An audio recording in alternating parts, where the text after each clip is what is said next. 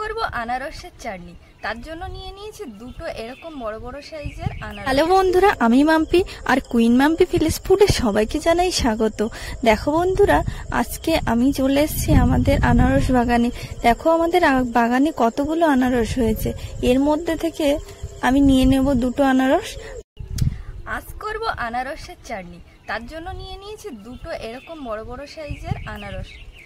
দেখো বন্ধুরা, আমাদের গাছের আনারস। এবার কেটে নেব।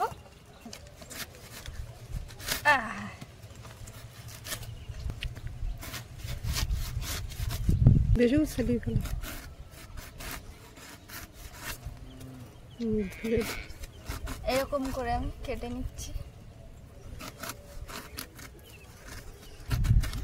এটা তো এখনো পাকতে বাকি ছিল, একটু কাঁচা কাঁচা আছে, তাই তো? এখনো পাক ধরেনি, কদিন পরে পেকে যাবে। কি হয়েছে জানো বন্ধুরা, একটা আনারস আমাদের এই ইঁদুরে তলার থেকে ওর ইয়েটাই কেটে দিয়েছে, গাছের শিকড়টা। এটা কেটে দিতে হলো, নালে আরো বড় বড় সাইজে হতো। হয় আর আছে বড় বড়, এখনো আছে অনেক, 20-25টা। হ্যাঁ, এই আনারসের চোখগুলো খাই না, তাই না? খোসা সব আমি তুলে দিয়েছি। এবার চোখগুলো বেশি করে করে বাদিয়ে বাদিয়ে আমি ফেলে দিচ্ছি। মা, আমার গ্রেটারটা আনবে তো আসার সময়। এই দেখো, এটা কেটে নিয়েছি, একটা হয়ে গেছে। এবার আমি এটা 4 ফালি করব, তারপরে গ্রেটারে এটা সাইজে আমি পিস পিস করে নেব।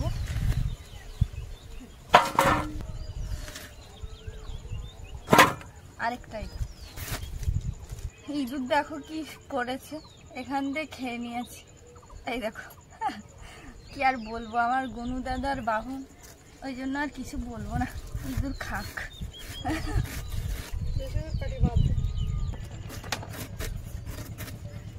বেশি বেশি করে বাদ দিয়ে দিচ্ছি, যেহেতু এখন একটু কাঁচা আছে তো।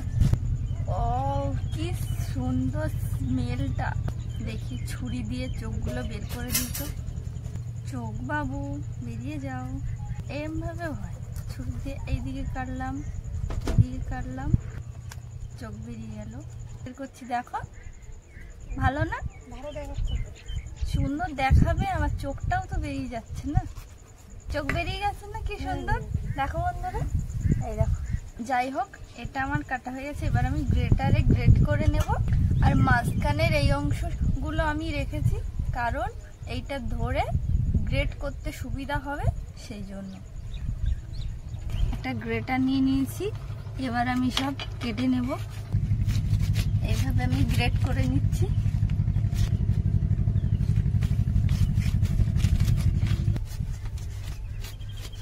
এইভাবে আমি গ্রেট করে নিচ্ছি। আমার অনেকটা গ্রেট করা হয়ে গেছে। এই দেখো কি সুন্দর হচ্ছে, এখান দিয়ে বেরিয়ে যাচ্ছে। আমার আর অল্প আছে গ্রেট করতে, প্রায় হয়ে এসছে। আমার সব গ্রেট করা হয়ে গেছে। উনুনটা জ্বালিয়ে এবার আমি কড়াই তুলে দিয়েছি। কড়াইতে দিয়ে দিয়েছি পরিমাণ মতো তেল, আর এবার দিয়ে দেবো শুকনো লঙ্কা। লাল লাল হয়ে গেছে, দিয়ে দেবো সামান্য একটু কালো জিরা দিয়ে দিয়েছি। এবার দিয়ে দেবো কেটে রাখা আনারস। পুরোটা আমি কড়াইতে দিয়ে দিয়েছি। এবার ঢাকনি দিয়ে ঢেকে রাখবো কিছুক্ষণের জন্য। এবার আমি পরিমাণ মতো চিনি দিয়ে দিচ্ছি। যেহেতু আনারসটা কাঁচা আছে, ওই জন্য চিনির পরিমাণটা একটু বেশি দেব, টক হতে পারে। মতো চিনি আমি দিয়ে দিয়েছি। দিয়ে এবার আমি একটু নেড়ে ছেড়ে দেবো।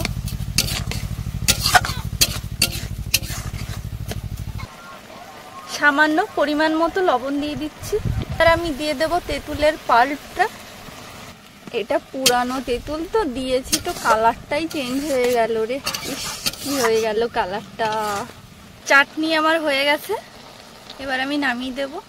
কালারটা একটু পুরানো টকের জন্য অন্যরকম হয়ে গেছে, যাই হোক, কি আর করা যাবে। আমার আনারসের চাটনি কমপ্লিট। দেখো বন্ধুরা,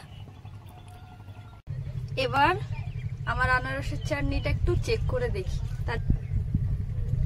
আমার চ্যানেলে নতুন হয়ে থাকলে আমার চ্যানেলটিকে সাবস্ক্রাইব করে দিও।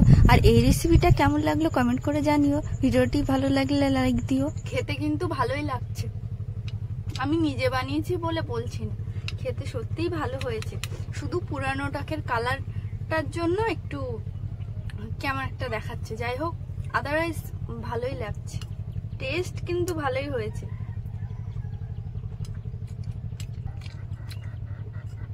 বাটি ফাঁকা। যাই হোক বন্ধুরা, এই ভিডিওটা এখানে শেষ করছি। ভালো থেকো, সুস্থ থেকো, টাটা।